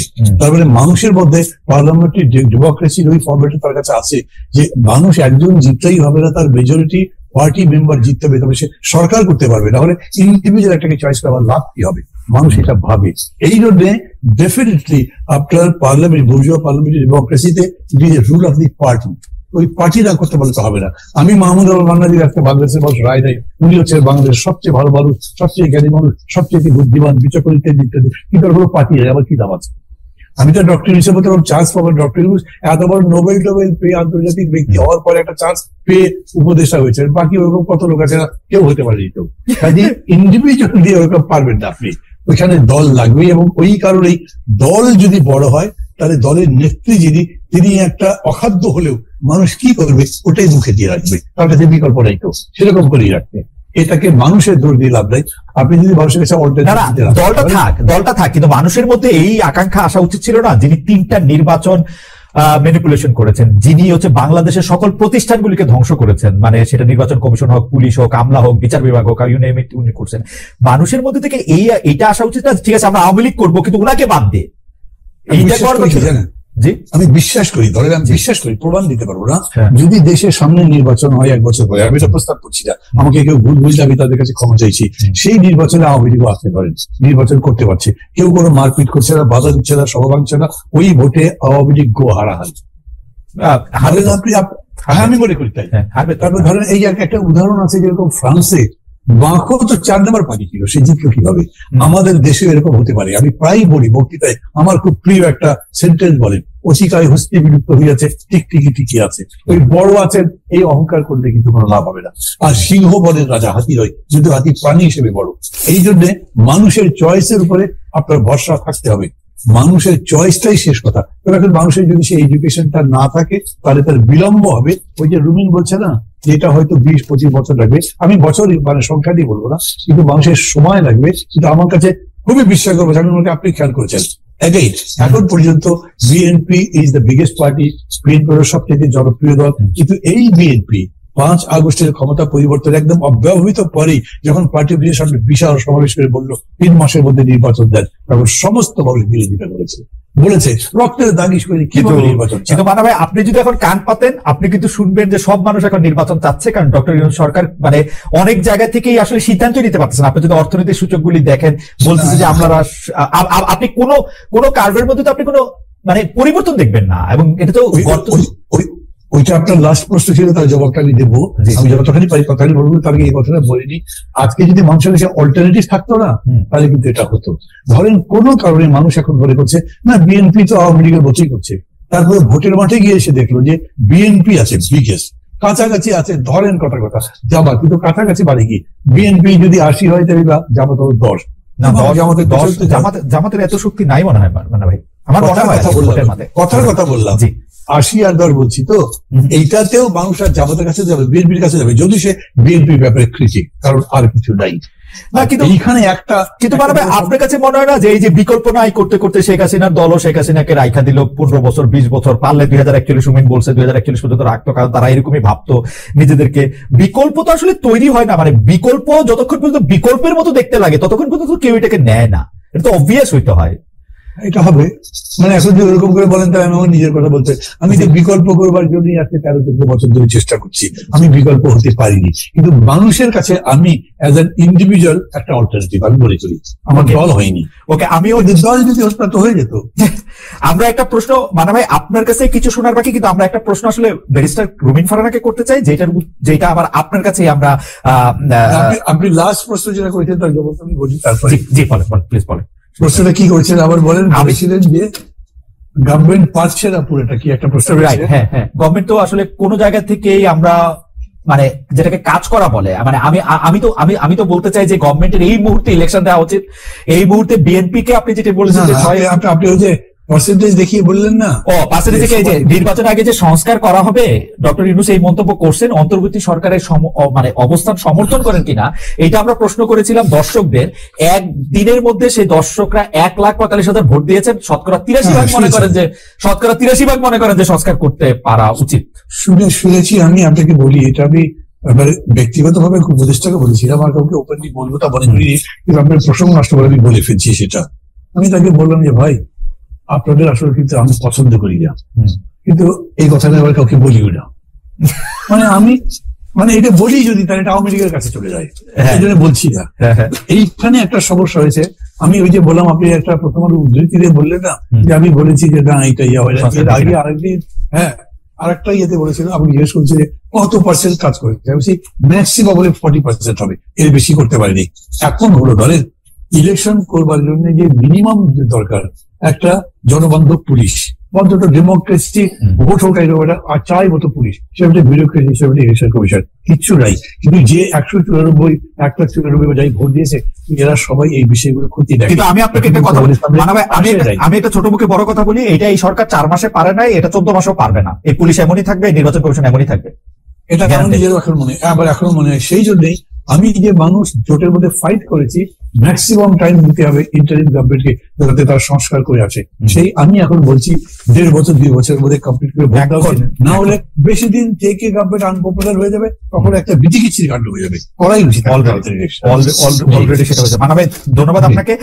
আমি একটু বেরিসা ফারহানাকে যে প্রশ্নটা করতে চাই সেটা বেরিসা ফারহানাকে শুনে আমি একটু মান্না ভাইকে একই প্রশ্নের প্রেক্ষিতে শুনতে চাই, যে ঘটনা একটু পুরনো, সেটা হচ্ছে রাষ্ট্রপতি শাহাবুদ্দিন চুপ্পু পদে টিকে গেলেন বিএনপির কারণে। আমরা এটা দেখেছি, জুলাই আন্দোলনে পালিয়ে যাওয়া আওয়ামী লীগ ও বিএনপির ইচ্ছা না থাকায় নিষিদ্ধ হচ্ছে না, খোদ প্রধান উপদেষ্টা মিডিয়ায় সাক্ষাৎকার দিয়ে কথা বলেছেন। কিন্তু আওয়ামী লীগ পালিয়ে প্রবাসী, তারা যুক্তরাজ্য জাপানে রাজনৈতিক সভা করছে, সেখানে শেখ হাসিনা অডিওতে বক্তব্য দিচ্ছেন। প্রবাসে সক্রিয় আওয়ামী লীগকে কি দেশে সুযোগ দেওয়া উচিত নাকি অনুচিত? আপনার অবস্থানটা আমি একটু শুনতে চাই, এবং একইভাবে মান্না ভাইয়ের অবস্থানটা আমি শুনতে চাই, যে মানে আমরা নেতা বা জনগণের পার্সপেক্টিভটা শুনলাম, আপনাদের পার্সপেক্টিভ একটু শুনতে চাই। বেরিসা ফারহানা, আমি কি আগের আলোচনা থেকে প্লিজ। আচ্ছা, দেখুন, বাংলাদেশের পলিটিক্যাল যে সিস্টেম, তাতে পার্লামেন্টারিয়ান কারা হবেন বা পার্লামেন্টারিয়ানদের কাজটা কি, একজন সংসদ সদস্যের কাজ কি, এটা কিন্তু দেশের মানুষ খুব পরিষ্কার না। তারা মনে করে সংসদ সদস্যের কাজ হলো ব্রিজ, কালভার্ট, রোড নির্মাণ করা, এবং এটা নির্মাণ করতে গিয়ে তাকে সরকারের একেবারে সাথের লোক হতে হবে, তাহলে তার পক্ষে সহজ হবে এই প্রকল্পগুলো পাশ করিয়ে নিয়ে আসা। এবং যারা সংসদ সদস্য হন তারাও বিশ্বাস করেন তাদের কাজ হলো এই ব্রিজ, রোড, কালভার্ট নির্মাণ করা, এবং এই নির্মাণ থেকে 10%, 15%, 20% তাদের পকেটে নেওয়া। এটা হচ্ছে একটা মিউচুয়াল আনরিটেন এগ্রিমেন্টের মতন, হ্যাঁ, জেন্টলম্যান এগ্রিমেন্ট। কিন্তু আসলে তো একজন সংসদ সদস্যের কাজ সেটা নয়। একজন সংসদ সদস্যের কাজ পলিসি মেক করা, একজন সংসদ সদস্যের কাজ আইন প্রণয়ন করা, একজন সংসদ সদস্যের কাজ সরকারকে জবাবদিহিতার মধ্যে আনা। দেখুন, সংসদের 70 অনুচ্ছেদ সংবিধানের, আমরা যে এটা নিয়ে এত লাফালাফি করছি, আচ্ছা, সংবিধানের 70 অনুচ্ছেদে অনুযায়ী আপনি দলের বিপক্ষে ভোট দিতে পারবেন না। আপনি কি 54 বছরে দলের সমালোচনা করে কোন সংসদ সদস্যকে সংসদে দাঁড়িয়ে বক্তব্য দিতে শুনেছেন? না, কিন্তু বেরিসা ফারহানা, আপনারা তো সংসদের বাইরে ছিলেন 15 বছর, আপনাদের তো 70 অনুচ্ছেদ ছিল না। আমরা কি দেখেছি আপনারা দলের সমালোচনা করে পল্টন ময়দানে বক্তৃতা দিয়েছেন? আমরা পল্টন ময়দানে বক্তৃতা দেয়নি, আমরা এতই মাইরের উপরে ছিলাম। আমি আমার ব্যক্তিগতটা বলতে পারি যে আমি ওই মাইরের বর্ণনা দিতে দিতে, আর যাকে আনা হতো আমার সাথে, সে ওই মারকে ডিফেন্ড করতে করতে এমন একটা জায়গায় নিয়ে যাইতো যে কনস্ট্রাকটিভ আলোচনার জায়গাটাই তো ছিল না। আপনি বলেন তো, সাংবাদিক হিসেবে খালেদ মহিউদ্দিন, গত 15 বছরে, হ্যাঁ, যদি 2 দল নিয়ে এসে বসছেন, কোন কনস্ট্রাকটিভ আলোচনা সেই অর্থে গঠনমূলক আপনারা কি করতে পারছেন? খালেদ ভাই, ছিল না, ওই পরিবেশ ছিল না, এটা বইলা তো লাভ নাই। তো এখনই বা কত গঠনমূলক আলোচনা হয়, এই প্রশ্নও তো আমি বলতে পারি। আমি তো তবু কিছু কথা বলি ভাই, হ্যাঁ, এর বাইরে তো আমি আর কাউরে কোনো কথাও বলতে শুনি না। এই অভ্যুত্থানটা হয়েছে এক পালের জায়গায় আরেক, বিষয়টা তো তার না রে ভাই। রাইট, বেরিসা ফারহানা, আপনি যদি ওইটা একটু বলতেন, যে শেখ হাসিনা যে অডিওতে বক্তব্য দিতেছেন প্রবাসী বিভিন্ন জায়গায়, ওইটা দিয়ে যদি মন্তব্য করতেন। জি হ্যাঁ, ওইটা নিয়ে আমার মন্তব্য খুব পরিষ্কার। আমরা শুরুতেই শুনলাম যে শেখ হাসিনা দেশ থেকে পালিয়ে গেছে। পালাতে দিল কারা? এক, কেন তাকে, আমি জানি সেনাবাহিনীর সাহায্য নিয়ে তিনি বিমানে করে পালিয়ে গেছেন দেশ থেকে। সেনাবাহিনী তাকে তার হেফাজতে নিতে পারতো কিনা, এই প্রশ্ন আমি রাখি। কারণ তিনি তো আসলে প্রত্যক্ষ এবং পরোক্ষ ভাবে 2000 হত্যাকাণ্ড, 25,000 মানে কি বলে অ্যাসল্ট, এবং প্রায় 1,500 মানুষের চোখ হারানোর সঙ্গে সম্পৃক্ত, তাই না? দুর্নীতি সরিয়ে রাখি। 2 হলো 800 সামথিং এর একটা তালিকা নাকি ছিল সেনাবাহিনীর কাছে, যারা তাদের হেফাজতে ছিল। সেই তালিকায় কাদের নাম ছিল এখন পর্যন্ত আমরা জানি না। তারা দেশ থেকে পালালো কি করে, বা আদৌ পালিয়েছে কিনা তাও আমরা জানি না। আচ্ছা, আমরা অল্প কিছু লোককে বিচারের আওতায় আনতে দেখলাম, এবং ফর এক্সাম্পল সালমান এফ রহমানের বিরুদ্ধে খুনের মামলা। আরে যার বিরুদ্ধে আপনি শেয়ার কেলেঙ্কারি নিয়ে কিংবা ব্যাংক লোপাট নিয়ে বা এস আলমের বিরুদ্ধে ব্যাংক খাওয়া নিয়ে মামলা করতে পারেন, তাদের বিরুদ্ধে আপনি 302-তে গেলেন। মানে যার যেদিকে যাওয়ার কথা না তারটা সেদিকে গেলেন। এতে হয় কি, মামলার মেরিট কমে যায়, জনগণের বিশ্বাস কমে যায়, এবং last but not the least, মানুষ মনে করে ওরা তো এখন পাওয়ারে নাই, এখন সব ওদের বিরুদ্ধে ভালো মামলা হবে। আবার যখন ওরা পাওয়ারে আসবে তখন এগুলো সব ভালো মামলা হিসেবে বাতিল হয়ে যাবে। এই কালচারের মধ্যে আমরা চলতেছি। এবং এখন তো ন্যারেটিভ আরো পাল্টে গেছে যে শেখ হাসিনা আসলে বিদেশে পালায় যান নাই, জানো নাই, তাকে জোর করে তাকে একটি বিমানে উঠিয়ে দেওয়া হয়েছে এবং সেখান থেকে জোর করে তাকে মানে বাইর করে দেওয়া হয়েছে, যেটা আসলে প্র্যাকটিক্যালি ইম্পসিবল। শেখ হাসিনা প্রধানমন্ত্রী থাকা অবস্থায় তিনি যদি চাইতেন, তার গায়ে স্পর্শ করার আগে এসএসএফ এর অনেক জায়গাগুলি পার হয়ে অনেকগুলি হইতে তিনি পালায় গেছেন, সেইটাই ঠিক। বাট নেগেটিভ এখন পাল্টানো হয়েছে, আমরা একটু মান্না ভাইয়ের কাছে একটু জানতে চাইবো। আমাদের একজন দর্শক এইবার আমাকে প্রশ্ন করেছেন, এবার আমাকে এখন প্রতিষ্ঠানগুলি কি করেছে, আমি এটা জয় বলতে চাই, কোনো কিছু ধ্বংস করতে আসলে যত সহজে সম্ভব সেগুলিকে গড়ে তোলা বা সেগুলিকে শুশ্রূষা করা আসলে সম্ভব না। আপনি একজন কুস্তিগির বা একজন মুষ্টিযুদ্ধকে মেরে মেরে আধমরা বা কোমায় নিয়ে যাওয়ার পরে পরের দিন একদিনেই তিনি আবার সুস্থ হয়ে ফাইট করতে থাকবেন, ব্যাপারটা এরকম কখনোই হয় না। প্রতিষ্ঠানগুলি এখন কি করছে সেটা ক্ষেত্রে হচ্ছে আমার জবাব। প্রতিষ্ঠানগুলি শেখ হাসিনার 15 বছরের প্রতিষ্ঠান ধ্বংসের ধ্বংসের ফলে, এটা আমার মতামত, বাংলাদেশকে 35 বছর ভুগতে হবে ধ্বংসমাত্র একটা প্রতিষ্ঠান নিয়ে, এটা এর চেয়ে একটু কম হতে পারে। মানে আপনি যদি একটু বলেন যে এই যুক্তরাজ্য জাপান এখানে যে রাজনৈতিক সমাবেশ করতেছে এটা আসলে ঠিক হচ্ছে কিনা, আবার মানে ডক্টর ইউনূস যে বলতেছেন আসলে বিএনপির জন্য পারতেছি না আওয়ামী লীগকে ঠিকঠাক করতে, ওইটা নিয়ে এটা উনি যদি বলেন খুব মুশকিল। জানেন সম্ভবত খালি যে ডক্টর ইউনূস আবার ডাইরেক্ট টিচার ছিলেন। জি, ডাইরেক্ট টিচার থাকলে একটা অসুবিধা হয় না, যে সমাজের উপরে কিরকম নিজের লাগে। কিন্তু তারপরে আমি তো বলতে বাধ্য হচ্ছি, ধরেন এখন সবচেয়ে ভালো ক্রিকেটারকে আপনি ফুটবল খেলতে দেবেন, আমি দিনে ওকে ফুটবল ভালো খেলতে পারবেন কি? ওনার আপনি প্রথম থেকে যে বক্তৃতাগুলো করেন সেগুলো যদি খেয়াল করেন, উনি বলছেন বাংলাদেশ হবে একটা ফ্যামিলি, আমরা ইনক্লুসিভ ডেমোক্রেসি করতে চাই। এই দুটো কথার কিন্তু কোনো ব্যাখ্যা দেননি, কিন্তু এটার ব্যাখ্যা একটাই দাঁড়ায় যে আপনি এদেরকে অ্যাকোমোডেট করে রাজনীতিটা করবেন। আমি এটাকে খারাপ ভালো কিছু বলছি না, কিন্তু আমি মনে করি it's a huge question from transition from fascism two democracy. কিভাবে যাবে? যেটা ডেমোক্রেটিক ওয়ে। ডক্টর ইউনূস সম্ভবত মনে করতেন একটা ডেমোক্রেটিক ওয়েতে যেতে হবে। আমেরিকানরা তো সবসময় তাই বলে করে গণতান্ত্রিক পদ্ধতিতে এইটা করা যাবে না, এগুলো সব বলে। কিন্তু বাংলাদেশটা এরকম যে এত কিছু করবার 15ই আগস্ট আপনি কিন্তু কিচ্ছু করতে দেননি, সেটাই রাইট, এবং এই পর্যন্ত তাদেরকে দিচ্ছেন না, সেটাই চলছে। কিন্তু আপনি বক্তৃতা যেগুলো করছেন এবং সেই ভিত্তিতে সেটা বুঝে, সাগর ভাই তো বলেই দিল, ওই তাদের তো ব্যান করি নাই, তাদেরকে তো সমাবেশ করতে নিষেধ করি নাই, চাকরি যেতে যেতে কোনোভাবে পাস করতারটা উনি পোস্টেড আউট হয়ে গেলেন, মানে আরেক দায়িত্বে চলে গেলেন। তো এই ক্রাইসিসটা আগে বুঝতে হবে। আমরা এই গণতন্ত্রের প্রত্যাবর্তনটা করবো যে সেই পদ্ধতি কি, এটা ট্রায়াল এন্ড এরর দিয়ে হতে পারে। আমি মনে করি যতদূর ডেমোক্রেটিক অ্যাটমসফিয়ার রেখে করা যায় সেটা ভালো, আমি এটা প্রেফার করবো। এটা আমার ব্যক্তিগত চয়েস। ডক্টর ইউনূস যদি এটার পক্ষে থাকে আমি তার সাথে আছি, যদি উনি অন্য কিছু বোঝাতে হবে সেটা বলবেন। কিন্তু আমি বলি এইটা করতে গিয়ে আপনি মনে করেছেন যে গণতন্ত্রে কি আপনার জরুরি অবস্থা নাই, গণতন্ত্রে কি নিষেধাজ্ঞা নাই, গণতন্ত্রে কি 144 নাই? আছে তো, আপনি এগুলো চর্চা করেই কন্ট্রোল করতে পারতেন। আমরা যখন বলছি সাইবার সিকিউরিটি অ্যাক্ট বাতিল করে দেন, সেটা আমাদের সময় ছিল, কিন্তু এখন সাইবার সিকিউরিটি অ্যাক্ট বাতিল করবার কারণে আপনি শেখ হাসিনার বক্তৃতা বন্ধ করতে পারছেন না, অন্যান্য কাজ করতে পারছেন না। এইখানে ডেফিনেটলি গভর্নমেন্টের স্ট্রং হওয়া দরকার ছিল। কেন? আমাদের দেশ তার অতখানি অভ্যস্ত নয়, অতখানি শিক্ষিত নয়। শেখ হাসিনা আবার বক্তৃতা করছে, তার মানে ওর কিছু হয়, তো ঠিকই আছে।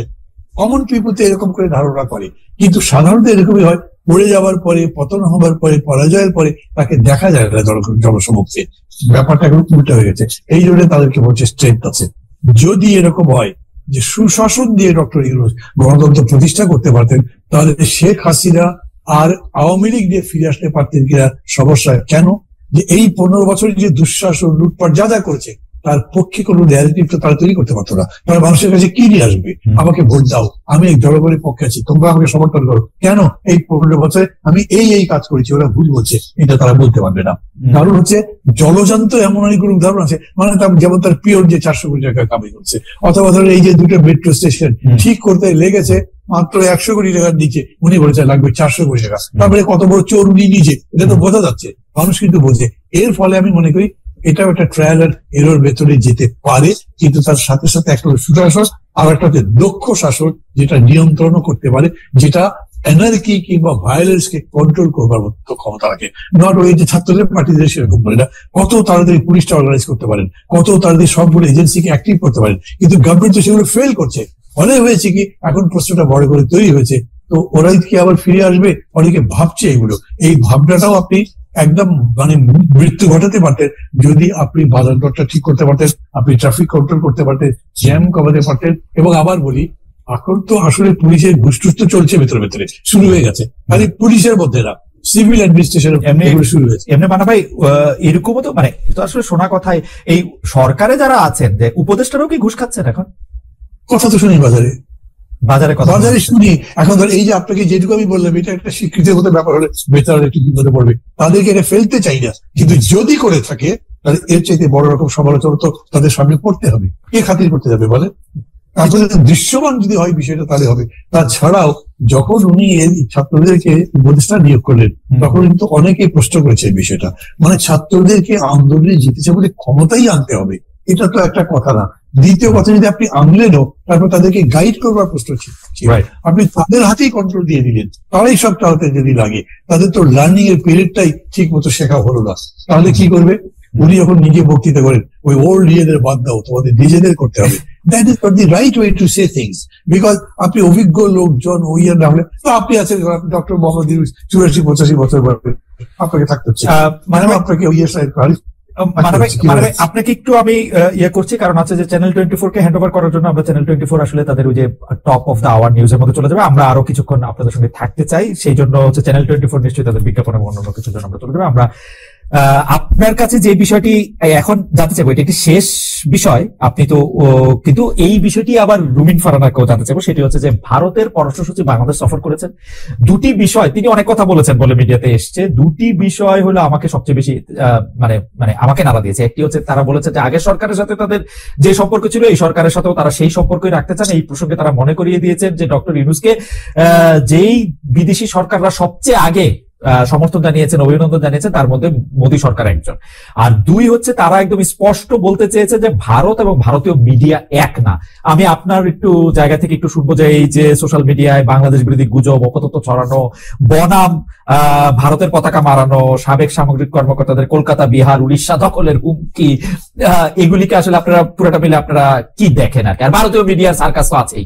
মানে আমার আফসোস হচ্ছে আমি একবারের জন্য দেখি নাই, কিন্তু এগুলি আমার কি বলে জানি টাইম লাইনে শুধু আসতে থাকে। এই জনৈক ময়ূক এই করেছেন, সেই করেছেন, লাভ দিয়েছেন, ঝাঁপ করেছেন। আমার কাছে শুধু মনে হয় যে আমাদের তো প্রত্যেকের রিমোট কন্ট্রোলে একটা অফ বাটন থাকে, খুঁজলেও পাওয়া যায়, মানে এটা দেখতে হবে কেন, মানে আমি বুঝি না। কিন্তু মানে ভাই আপনি ভারতীয় পররাষ্ট্র সচিবের জায়গা থেকে যদি আপনি জিনিসটা একটু বলেন, বাংলাদেশ সফর এবং তার বক্তব্য। এটা বলে না যে যুদ্ধের ময়দানে হেরে যাওয়া সৈন্যদের দিয়ে আবার একটা উইনিং ব্যাটল করা যায় না। আমার কাছে মনে হয় ইন্ডিয়া তো চাণক্যের দেশ, তারা খুব বিব্রত আছে শেখ হাসিনাকে নিয়ে। তারা তো তাকে মানে বের করে দিতে চেয়েছিল, কোথাও জায়গা দিতে পারে নাই, তাদের দেশে রাখতে গেছে। যখন শেখ হাসিনা বলতেন যে আমি যা দিয়েছি ওরা কোনদিন ভুলবে না, ভারত আসলে ভুলতে পারে না যে এর জন্যই আমরা এত কিছু পেয়েছি, সেইটা ভেবে তাকে ফেরত দিতে পারছে না। কিন্তু আমি মনে করি না যে তারা মনে করে যে শেখ হাসিনাকে দিয়ে আবার একটা উইনিং ব্যাটল করা যাবে, জিতে তারপর তাকে ক্ষমতায় বসানো যাবে, আগের সেই হারো সাম্রাজ্য ভারত ফিরে পাবে, আমার এটা মনে হয় না। মানে যদি করেও দ্যাট ইজ শিয়ার স্টুপিডিটি। তারা একদম বুঝে করছেন কি করেনি তা আমি জানি না, কিন্তু এইটা ঠিক যে আমরা এইবার এই ঘটনার পরে আগরতলা সহ যা যা হলো তার জন্য আমরা ভারতের কাছে আগের মতো জি হুজুর তো করিনি, বরঞ্চ আমরা আই বল টু আই বল কথা বলেছি, আমরা আমাদের কথা বলেছি, এবং এটা বুঝে গেছে এই 4 মাসের মধ্যে ইন্ডিয়ান সরকার যে এই গভর্নমেন্ট আগের মতো কখনোই। কিন্তু মানে ভাই আমি তো দেখি যে ভারত সরকার শেখ হাসিনাকে বন্দী করে রেখেছে, তাকে মিডিয়ার সঙ্গে কথা বলতে দিতেছে না, এবং আমি দেখি যে যখনই বাংলাদেশে কোনো কম্পিটেন্ট কোর্ট রায় দিবে ভারত সরকার ফেরত দিবে শেখ হাসিনাকে এবং জেল খাটবে। এবং আমি তো শেখ হাসিনার প্রতি ভারত সরকারের প্রেম দেখি না তো আর, মানে দেখা যায় অ্যাবসলিউটলি প্রিজনার সে উনি এখানে। এটা তো আওয়ামী লীগের প্রোপাগান্ডা যে উনি এখানে খুব ভালো আছে, ভালো নাই উনি এখানে। আমি আপনার কথাই সত্যি মনে করি, কিন্তু এই যে হাতে যদি একটা মোবাইল থাকে সেটা দিয়ে একটা ভিডিও মেসেজ পাঠানো, এটা কোনো বিষয় না। এটা সবাই ভিডিও মেসেজও পাঠাতে পারছে না তো, কোথায় ভিডিও মেসেজ পাঠাইছে? এগুলি অডিও মেসেজ, ভিডিওটা লাগায় রাখে। সরি অডিও বলতে ভুলেছে আমার, অডিও ওটা তো করতেই পারেন।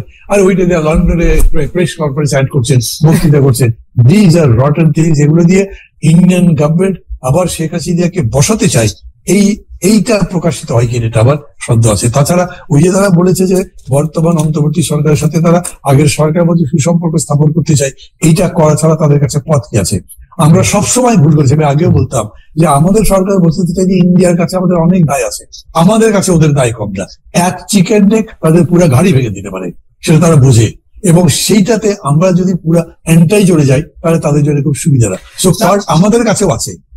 আমি কিন্তু শেখ হাসিনাকে নিয়ে, আমি জানি না ব্যারিস্টার ফারহানা কি বলবেন, আমি কিন্তু শেখ হাসিনাকে নিয়ে ইন্ডিয়ানদের অনেক বড় স্বপ্ন পরিকল্পনা আছে, এটা আমার মনে হয় না। মানে ইন্ডিয়ান সরকারের মানে ময়ূক বিশ্বাসে দিয়া ইন্ডিয়ান সরকার জানি না আমি। এটা যদি ধরেন এরকম হতো যে তাজউদ্দিনের ফ্যামিলিকে তারা আনতে চেষ্টা করছে, that would be a real conspiracy. কারণ ওইটার মধ্যে কিন্তু এটাতে কিন্তু পাবলিক রেসপন্ড করা সম্ভব ছিল। এবং খেয়াল করে দেখেন যে তাজউদ্দিন সাহেবের ছেলেমেয়েরা যেরকম করে বক্তৃতা করছে, এটা তো হার্ট ক্যাচিং টাইপের বক্তৃতা একটা, এবং যেরকম করে বলছে ওই জায়গা থেকে কিছু হয়েছে। আমি খোঁজ করবার চেষ্টা করেছি, যদিও ওরকম করে আমি ইনক্লুড করি না, সেটা খারাপ দেখা যায়, কিন্তু আমি দেখেছি এরকম নয় এখন পর্যন্ত। ইন্ডিয়াদের কোনো পরিকল্পনা থাকলে আপনার বক্তব্যের পরে মনে হয় এটা নাই হয়ে গেল মান্না ভাই, কারণ ষড়যন্ত্র আপনি এটা সামনে নিয়ে আসছেন, এটা তার মনে না থাকবে। আপনি একটু বেরিয়ে ফারানার কাছে জানতে চাই, বেরিয়ে ফারানা, এইটা মানে আপনার কাছে কি মনে হয় যে মানে ভারতে উনি আছেন, ভারত সরকারের সমর্থন নিয়ে উনি যে কোনো সময় টুপ করে এসে খুব করে ক্ষমতা নিয়ে নেবেন, আপনার এরকম মানে এই বয়ানটা আপনার কাছে কিরকম লাগে? মানে এটা খুবই অস্বাভাবিক, এটা হবার কোনো সুযোগ নেই, ভারতও এটা খুব ভালোই বোঝে। কিন্তু ভারতের যে বিষয়টার সমস্যা হচ্ছে সেটা হচ্ছে যে শেখ হাসিনা একটা কথা কিন্তু বলে ফেলেছিলেন, ভারতকে আমি যা দিয়েছি সেটা তারা আজীবন মনে রাখবে। এবং সত্যি আমরা এমন কিছু নেই যেটা ভারত চেয়েছে এবং পায়নি, কিংবা এমন কিছু যেটা ভারতের জন্য কল্যাণকর কিন্তু হয়তো মুখ ফুটে ভারত চাইতে পারেনি, সেটাও শেখ হাসিনা দিয়েছে। শেখ হাসিনাকে যদি ভারত এই মুহূর্তে রিটার্ন ব্যাক করে বাংলাদেশে, কিংবা আশ্রয় না দিত, সেই 5ই আগস্টের কথা আমি বলছি, তাহলে কিন্তু ভবিষ্যতে আর কেউ শেখ হাসিনার মতন এভাবে কর্মচারীর মতো আচরণ হয়তো আর কোন সরকার প্রধান করবে না ভবিষ্যতে। এখানে খালি দুইটা প্রশ্ন। একটা প্রশ্ন হচ্ছে ভারত সরকারকে শেখ হাসিনা নিজের মুখে বলেছেন যা দিয়েছি তারা কখনো ভুলতে পারবেন না, ইউনূস সরকার এই দেওয়ার মধ্যে কোনগুলি বন্ধ করছেন সেটা আমার একটু বললেন। আর একটা জিনিস হচ্ছে যে মানে এই যে আপনি বলেছেন যে কর্মচারীর মতো আচরণ, কিন্তু এইটাও আসলে আর ভবিষ্যতে যে হবে না, এটা বন্ধ করার জন্য কি করা উচিত সেটা একটু যদি একটু বলেন দুই কথায়। আচ্ছা, আমি ইউনূস সরকারের ভেতরের কেউ না, আমি জানি না ইউনূস সরকার কি করেছে, তবে অ্যাপারেন্টলি একজন নাগরিক এবং একজন পর্যবেক্ষক হিসেবে আমি যেটা দেখি যে আগে আমরা ভারতের চোখে চোখ রেখে 15 বছর সরকারকে কখনো কথা বলতে দেখিনি। আমরা দেখেছি বর্ডারে মানুষ মারা গেছে, আমাদের খাদ্যমন্ত্রী কিংবা আমাদের কৃষিমন্ত্রী বা কিংবা আমাদের আওয়ামী লীগের কোনো মন্ত্রী বলছে এটা আমাদের দোষ, কারণ আমাদের লোকেরা গরু চোরা চালানের সঙ্গে যুক্ত, সো এই জন্য তারা গুলি খেয়ে মরে, এটা ঠিকই আছে, এটা ভারতের কোনো সমস্যা না। আমরা দেখেছি তিস্তা নদীর পানি, ভারত বলছে যে এটা মমতার আপত্তির কারণে দিতে পারছে না, যদিও ভারতের কনস্টিটিউশন ধরে আমি আপনার শোতেই দেখিয়েছিলাম যে কেন্দ্রীয় সরকার চাইলে আরেকটা মানে দেশের সঙ্গে যে কোনো চুক্তি, যে কোনো ট্রিটি তারা করতে পারে, রাজ্যের অনুমোদন লাগে না। কিন্তু আমরা দেখেছি আমাদের সরকার আবার গলা বাড়িয়ে বলছে আসলে সত্যিই তো ভারতের কি করবে, মমতাই তো দিচ্ছে না, পশ্চিমবঙ্গের জন্য ভারত পারছে না, উল্টো আমরা দেখছি ফেনী নদীর পানি তারা দিয়ে আসছে। মানে এগুলো কিছু এক্সাম্পল দিলাম, এই জায়গাগুলোতে আমার মনে হচ্ছে অ্যাটলিস্ট সরকার চোখে চোখ রেখে কথা বলছে। এবং দেখুন, প্রণয় বর্মাকে ডেকে আনা, তলব করা, মানে সাদা বাংলায় তলব করা, এটা কিন্তু আমরা এত বছর এভাবে তলব করার কালচার দেখি নাই। এটা যে খুব মহাভারত উল্টে যাবে কিংবা বিরাট কোনো বিপ্লব হয়ে গেল, নো, কিন্তু আমার তো একটা সত্তা আছে, স্বাধীন সত্তা, সেই সত্তাটা এবং বাংলাদেশের নাগরিক হিসেবে, একটা সার্বভৌম দেশের নাগরিক হিসেবে তো আমার কিছু চাওয়া, কিছু সম্মান আছে, তাই না? সেই জায়গাটাতে আমি উজ্জীবিত হই, সেই জায়গাটাতে আমি একটা স্পিরিট খুঁজে পাই, এইটুকুই। আর দ্বিতীয় যে প্রশ্নটা আপনি করেছেন যে একই রকম সরকার বা নতজানু সরকার ভবিষ্যতে আর আসবে কিনা, এখানেই না জনগণের নাগরিক হয়ে ওঠার প্রশ্নটা সম্পর্কিত, যেটা আমি আপনাকে কিছুক্ষণ আগে পার্লামেন্টের উদাহরণ দিয়ে বুঝাচ্ছিলাম।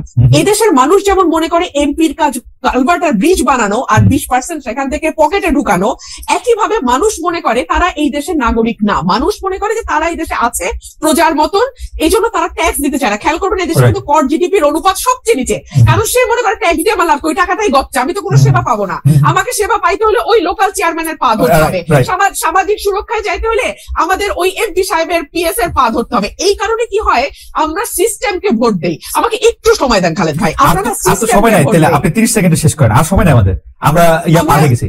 জি, আমরা সিস্টেমকে ভোট দেই। হ্যাঁ, যে কারণে মান্না ভাই বলছিল যে উনি একা দাঁড়িয়েছেন, ওনার দলটা দাঁড়াতে পারছে না, কারণ মানুষ মনে করে এই দল তো ক্ষমতায় আসবে না, মানে এই দল তো পার্ট অফ দ্য সিস্টেম হবে না। পার্ট অফ দ্য সিস্টেম যদি না হয়, তাহলে তার ঘরের টিনের চালের জায়গায় একটা ভালো পাকা চাল আসবে না, তার ওএমএস এর কার্ডটা হবে না, তার বয়স্ক ভাতার কার্ডটা সে পাবে না। এই সব কারণে না মানুষ আসলে একটা এক্সিস্টিং সিস্টেমের সাথে নিজেকে কোনোভাবে অ্যাকোমোডেট করতে থাকে। এই কারণে আমি 70, 50 বা 15 বছরের কথা বলছি। মানুষের ভেতরে সেই নাগরিক হয়ে ওঠা, রাষ্ট্রের অংশীদারত্ব দাবি করা এবং রাষ্ট্রের মঙ্গলে যে দিন শেষে তার বা তার ভবিষ্যৎ প্রজন্মের মঙ্গল হয়, এই বিষয়গুলো তার মগজে ঢোকা একটা প্রক্রিয়ার বিষয় এবং এই প্রক্রিয়াটা সময় লাগবে খালেদ ভাই। এটা আসলে খুবই সারফেস লেভেলে আছে। আপনাকে ধন্যবাদ। আমি জাস্ট 30 সেকেন্ড নিব মান্না ভাই। সেটা হচ্ছে যে আজকে ব্যারিস্টার রুমিন ফারহানা কপালে টিপ দিয়ে এসছেন। তো আপনি আমাদের টেকনিক্যাল অসুবিধার জন্য আপনি দেখতে পাচ্ছেন না। অনেকেই মনে করছে যে এই টিপটাও পলিটিক্যাল। আমরা কি একটু political statement by barrister Farhana, আপনি কি এটা নিয়ে 10 সেকেন্ড বলবেন কিনা? আমরা এটা শেষ করে দিচ্ছি। না ব্যারিস্টার ফারহানা আপনি শেষে বলেন। মান্না ভাই আপনি কি এটা নিয়ে কিছু বলবেন? ইভেন টিপ দেখো আসলে টিপ দেখো পলিটিক্যাল স্টেটমেন্ট মনে হচ্ছে। কেমনে বলবো, আমি তো ওকে দেখতেই পাচ্ছি না, কেমন লাগছে দেখতে, আগে সেটা বলবো। তারপরে ওকে কি হিন্দু লাগে নাকি এখন মুসলমানই লাগে, ওকে কি সেকুলার লাগে না কি লাগে, কিছুই না দেখে বলবো। কারণ কিন্তু আমি মনে করি টিপ পড়ার মধ্যে হিন্দু মুসলমানের কোনো বিষয় নেই। ওকে, ব্যারিস্টার ফারহানা আপনি যদি দুইটা বাক্য বলেন যে এটা একটা পলিটিক্যাল স্টেটমেন্ট কিনা। আমি যেই পরিবারে বেড়ে উঠেছি, যেই পরিবেশে বেড়ে উঠেছি, সেখানে 5 ওয়াক্ত নামাজও যেমন চলে, সেখানে রবীন্দ্রসঙ্গীতও হয়, গানও হয়, কবিতাও আবৃত্তি হয়। এবং আমি সবসময় টিপ পড়ি। হয়তো টিপের সাইজটা ছোট ছিল, হ্যাঁ এখন আমি বড় টিপ লাগিয়েছি। এটা যদি আপনি মনে করেন পলিটিক্যাল কোনো বিষয় ভাবতে পারেন, তবে হ্যাঁ একটা মেসেজ তো আমি দিতেই চাই যে নতুন বাংলাদেশে কারো লেবাস দেখে, কারো পোশাক দেখে আরেকজনের প্রশ্ন তুলবার কোনো অধিকার থাকবে আমি বিশ্বাস করি না। যতক্ষণ পর্যন্ত আমি আপনার ক্ষতির কারণ না হচ্ছি, ততক্ষণ পর্যন্ত আমি কি সাজলাম, আপনার ভালো না লাগে আপনি চ্যানেল চেঞ্জ করবেন, কিন্তু সেটা নিয়ে সমালোচনা করা এবং সেটার কনক্লুশনে পৌঁছে যাওয়া এটা খুবই হাস্যকর। ব্যারিস্টার রুমিন ফারহানা আপনাকে অনেক ধন্যবাদ। অনেক ধন্যবাদ জনাব মাহমুদুর রহমান মান্না কেউ। আমরা আসলে সময়ের থেকেও আসলে একটু বেশি সময় শুনলাম, কারণ